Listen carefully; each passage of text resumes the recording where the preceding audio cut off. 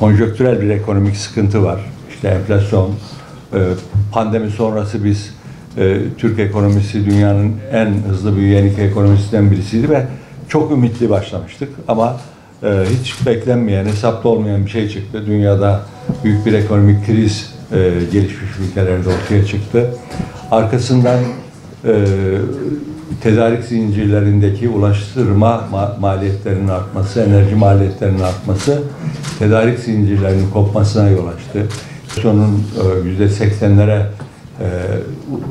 doğru gitmesi, bu ciddi bir sorun. Bu sorunu öncelikle enflasyonu kontrol altına alıp bu sorunu belli bir süre içerisinde çözmemiz lazım.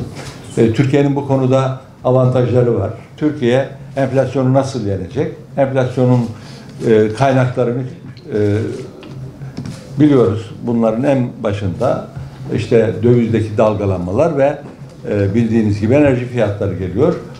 Bunları ikame edecek döviz üretmemiz lazım. Onun da iki yolu var. Birisi üretimi artırarak ihracat yoluyla döviz gelirlerimizi artırmak. Türkiye'nin en önemli kaynağı odur. Üretim gücüne dayalı büyümenin yarattığı avantajı buradan dış ticaret yoluyla elde etmek. İkincisi de turizm gelirleri. Bursa bunların ikisinin de olduğu yerdir. Onun için Bursa'nın da burada hayati bir rolü var.